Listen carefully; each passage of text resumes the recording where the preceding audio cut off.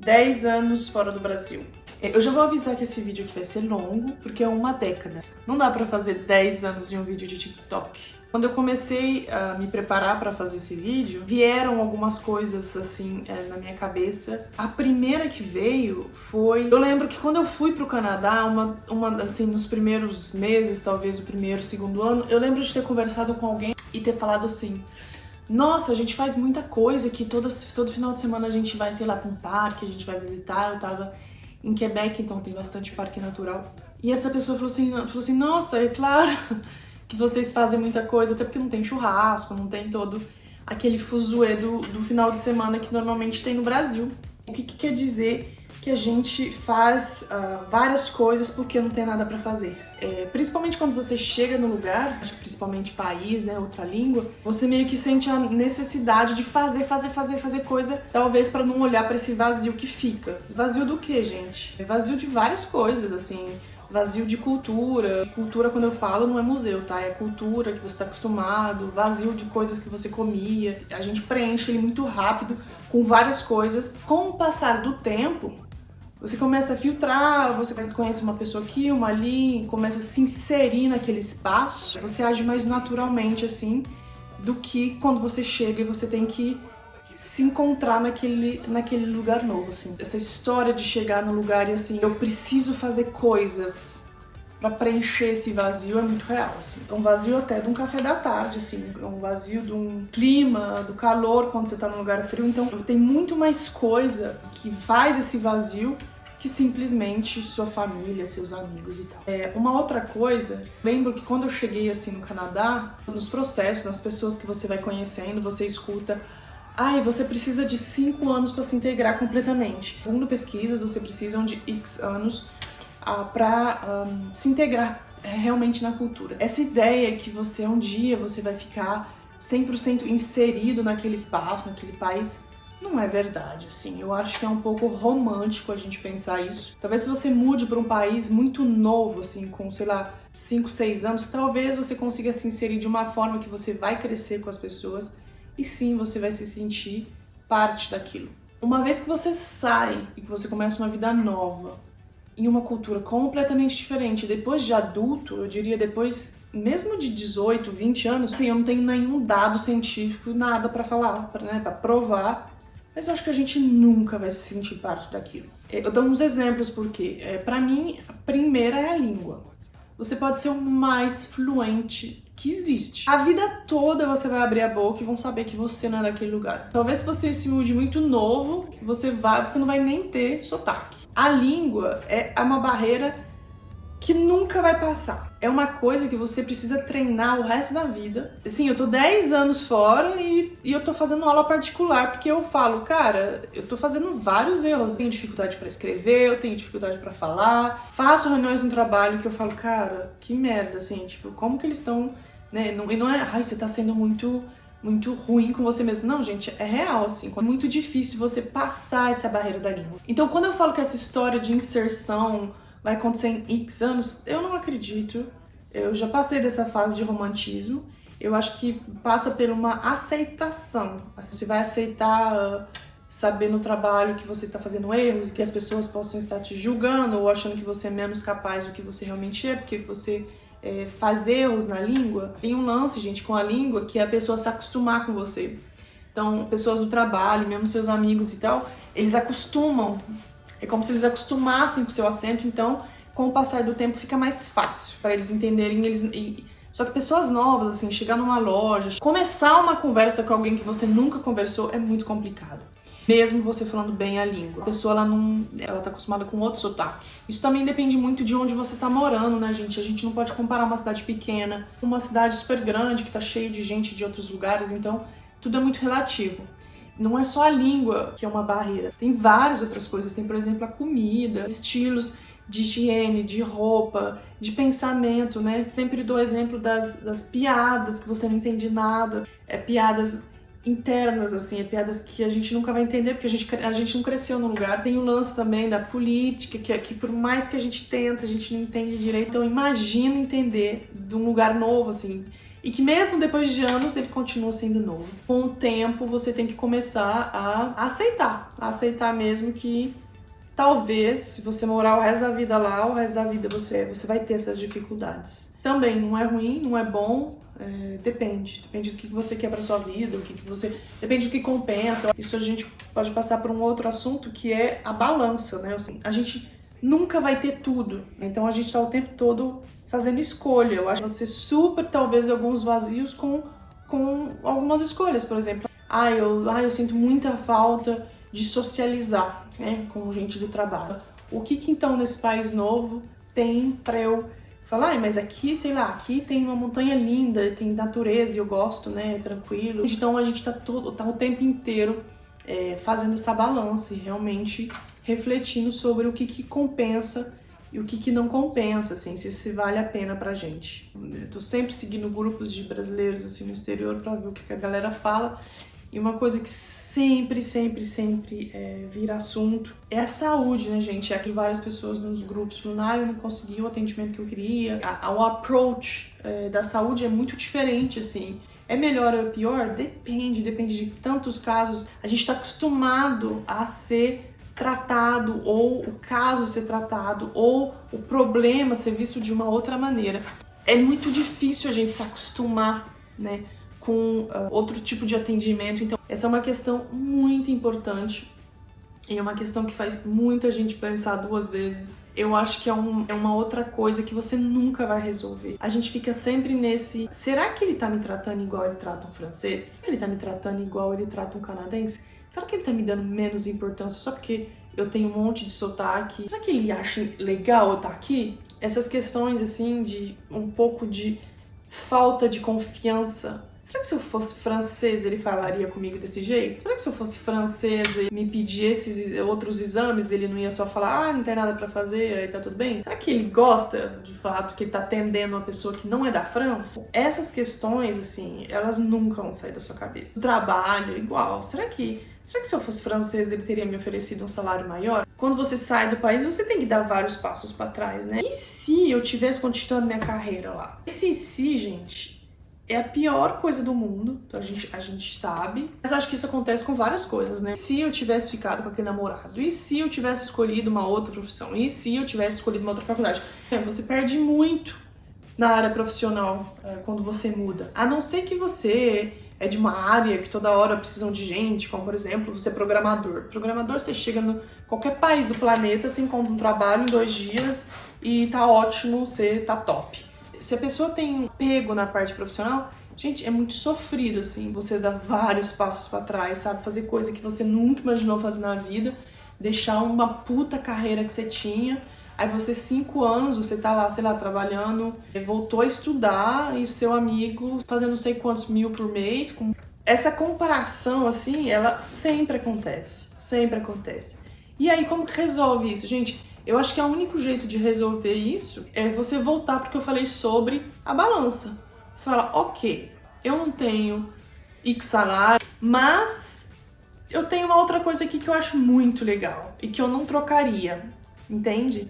Então você tá sempre, né, você tem que fazer essa contrabalança, senão fica muito complicado, assim, porque você tá sempre não se comparando com os outros, mas comparando a sua vida com a vida que você poderia ter tido. Agora tá melhorando, acho que as pessoas estão falando mais a verdade, assim. Sempre teve uma romantização muito foda de morar fora, né? Cara, morar fora 6 meses, fazer um intercâmbio, fazer festa, conhecer gente, beijar todo mundo, é muito top. Fala morar fora como vida, né? Como escolha de vida.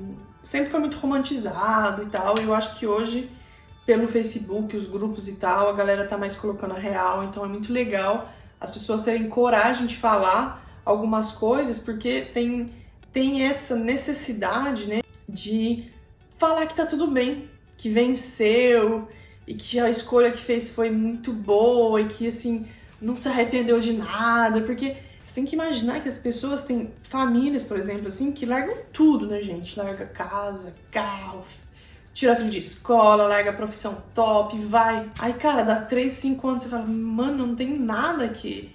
E não, mas tá tudo ótimo, imagina a melhor decisão que a gente fez na nossa vida. Então, tem essa dificuldade, eu acho, das pessoas Falaram, olha, a gente tentou, não é bom, assim, vai melhorar talvez, ou talvez a gente vai embora. Por mais que eu ache que, assim, não tem como você se arrepender de uma experiência dessa, porque é uma experiência muito incrível, assim. Tipo, hoje, quando eu olho, assim, eu paro e falo, isso é muito real. Parece uma piada, mas não é. Como que eu aguentei morar numa cidade que faz -30 e que o frio, assim, que você fica enterrado na neve? Às vezes eu olho foto de lugares que eu morei e eu falo, cara, como que eu consegui morar nesse lugar? De novo vem a balança. Por que eu fiquei assim? Cara, porque era uma experiência. Imagina, hoje eu falo, cara, eu morei num lugar que fazia -30. Eu aprendi francês lá, conheci gente do Butão, fiz umas coisas malucas. Depois, sei lá, estudei na Universidade de Toronto. Aí você fala, gente, não tem como você não se orgulhar dessa experiência. Não tem como. Eu acho que não tem como você se arrepender. Só que, será que eu quero continuar isso? Será que vale a pena? Como que vai ser daqui pra frente? Eu vou conseguir daqui 30 anos ainda estar com problema de língua? Eu vou conseguir? O que eu vou fazer quando eu me aposentar? Será que eu quero morar a vida inteira fora do Brasil? Onde que eu quero morrer? Onde que eu quero morrer? O que vai acontecer comigo se eu morrer aqui?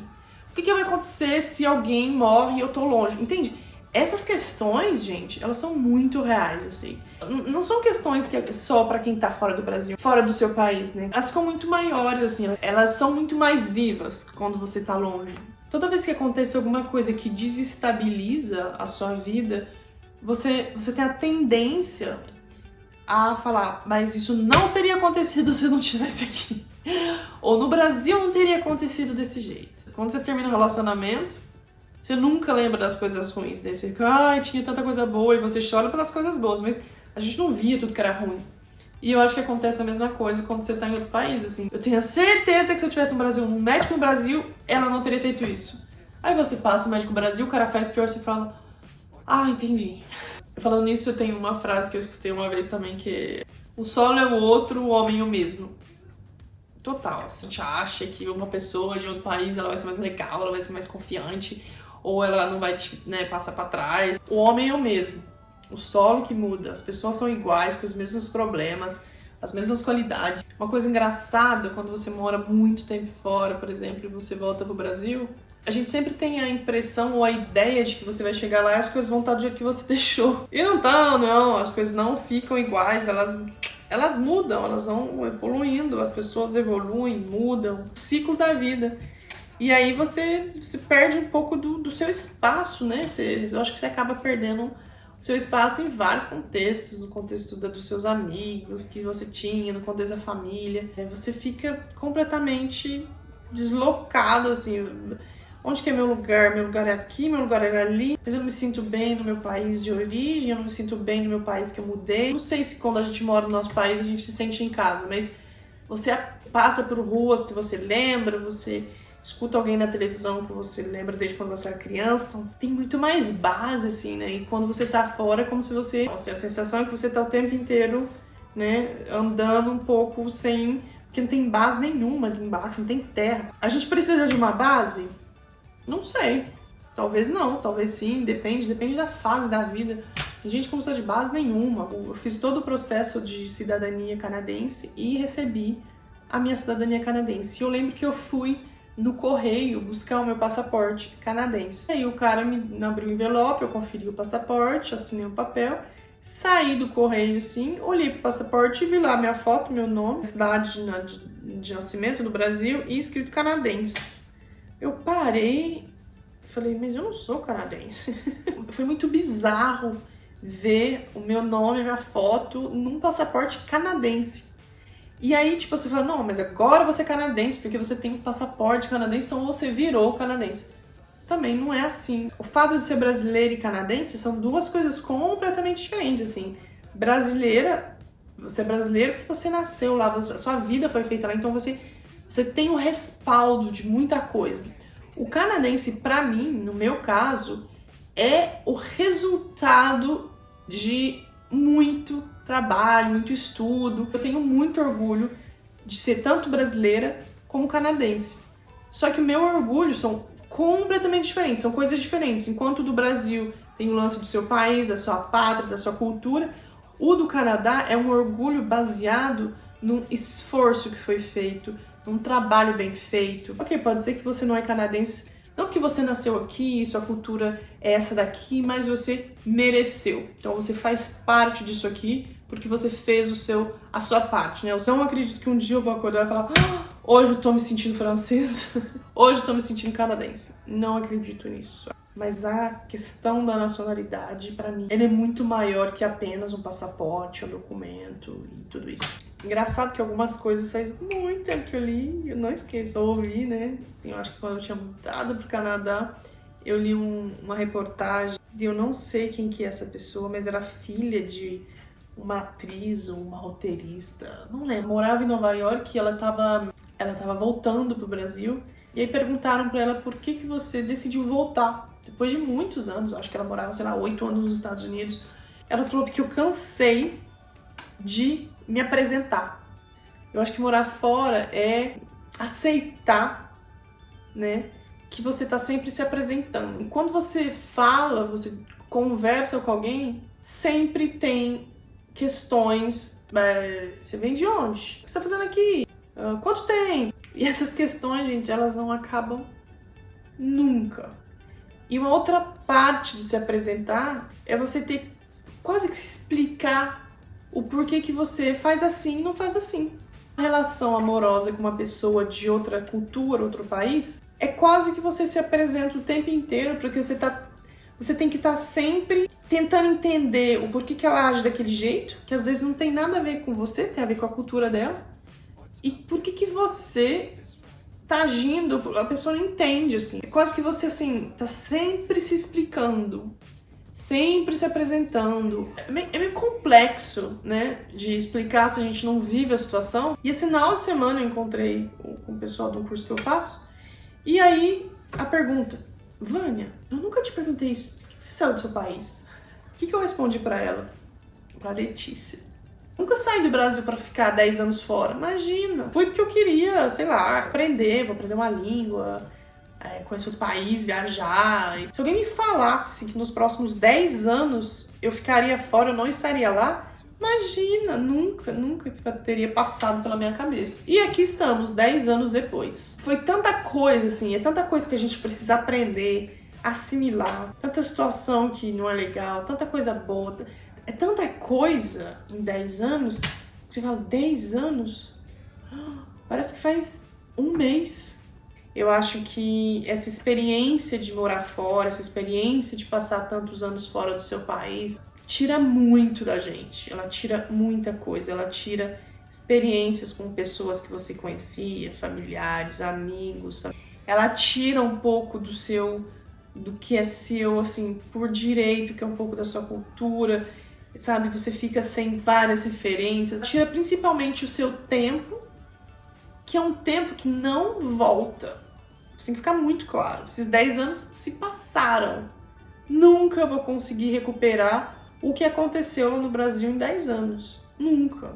Nada. Por outro lado, ela te dá tanta coisa. E dá muito mais do que conhecimento, né? Conhecimento é uma coisa que é impossível, mesmo que você não queira, você não tá afim, você vai acumular conhecimento porque o seu cérebro é bombardeado com tanta coisa nova que a gente não estava acostumado, desde a língua, o jeito de falar, a comida que a gente come, o jeito que o ônibus funciona, o jeito que o lixo é recolhido, uma abertura de mente, de espírito, que pra mim é o mais legal, assim. Então, se me perguntassem hoje, nesse momento aqui, fazendo esse vídeo, o que você acha que você mais ganhou, né, nesse tempo inteiro, nos 10 anos? Eu diria que é a visão de mundo. Quando a gente sai e a gente vê o tamanho do mundo, tamanho mesmo, fisicamente, assim, geograficamente, você vê o tamanho do mundo, outros tipos de pessoas, de culturas, de religiões, você fala,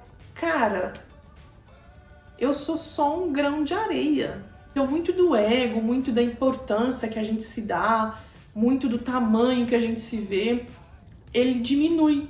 Não que você se diminua em importância, não é isso. Tudo que é exterior, título, nome de família, diploma, tudo isso fica muito pequeno. A gente se resume a um grãozinho de areia. Importante, filho de Deus também, com todas as qualidades e defeitos, mas um grãozinho de areia perto da imensidão que é esse mundo.